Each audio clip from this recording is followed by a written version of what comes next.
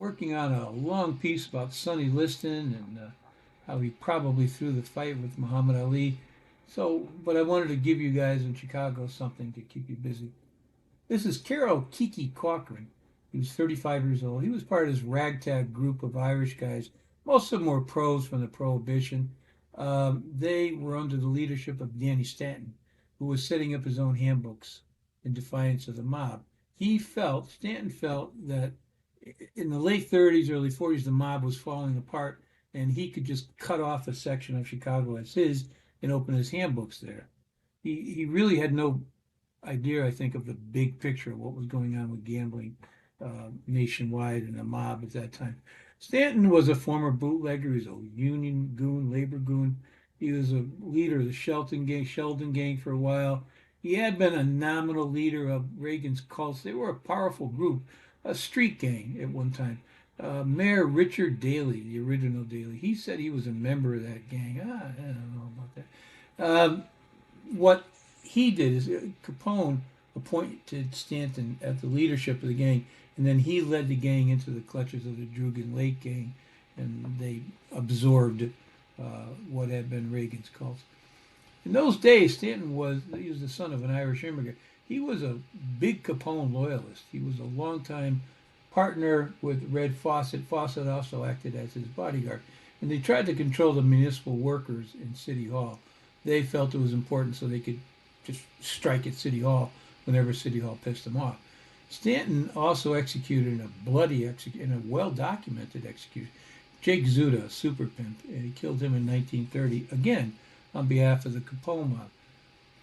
Cochran was the fifth victim in the Southside Handbook War that had raged on for 2 months. He was a partner in a handbook on 79th Street and Ashland Avenue, and he owned several others. On the night he was murdered, August 20, 1940, he backed his car into a parking space. So he was going to go up and see his children, and his wife, two small children and a wife. And it's sort of like the Drury killing. Two killers stepped out, stood in front of the car, fired a 38 and a 45. They hit him in the head and the chest. He died instantly. And then they dropped the weapons and took off. Cochran had just come from a handbook he had just opened at 7455 Exchange Place, I guess it's called. On August 17th, 2 days before the Cochran murder, William Schaff, another Stanton guy, he was a former painters union business agent. He was a handbook partner with Cochran and this guy, a gambler named Joe McCabe. They killed Schaff at 78th Street and Ashland Avenue. He, again, had parked his car. He had just gotten out, put both feet on the ground. Somebody fired 5 shots. He was on 78th Street, I'm sorry. Fired 5 shots.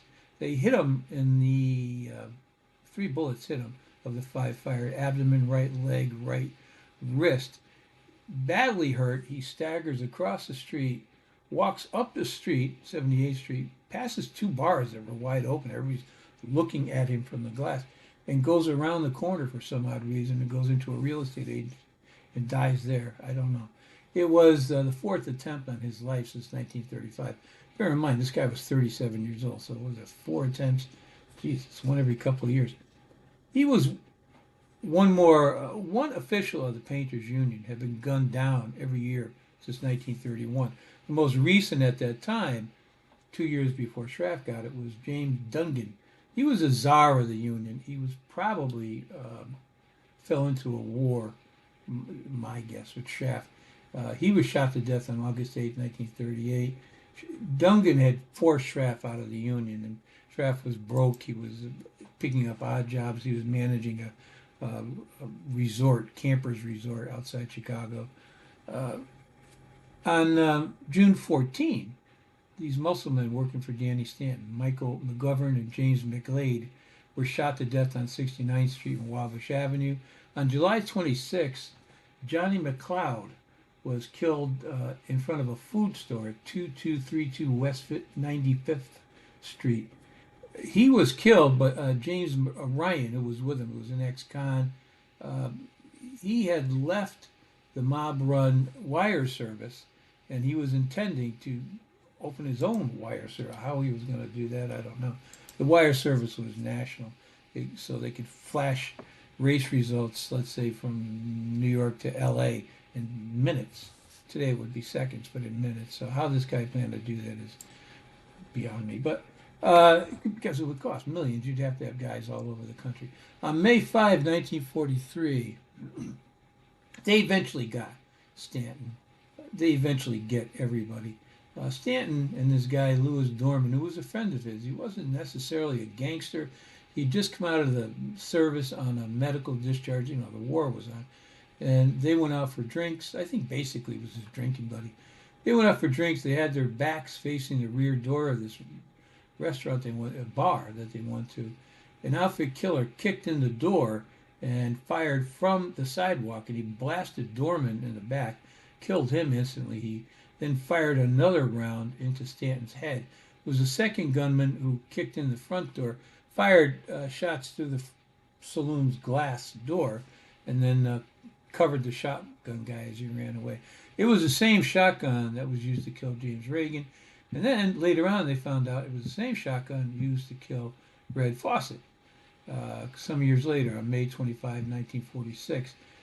Fawcett was another guy who just wouldn't go along with the mob. Everything had changed. It was now sort of a corporation. It wasn't what it had been in the Prohibition. But he couldn't adapt to that. So they tracked him down to a bar on the south side at 2462 East 75th Street. The shotgun blast he took right in the face, and it killed him instantly. He had 26 cents in his pocket, and he had a badge that showed he worked in a defense plant. They made bullets in Chicago. So he was broke. He had gotten out of the gangster, tried to get out. The detective who went to the crime scene told the reporter, there was a time when this guy was into everything, and now look, he's out of everything. The reason, by the way, I give the addresses on these things is people in Chicago want the addresses. I guess they want to drive by and look. I don't know, as long as it makes them happy. I don't mind doing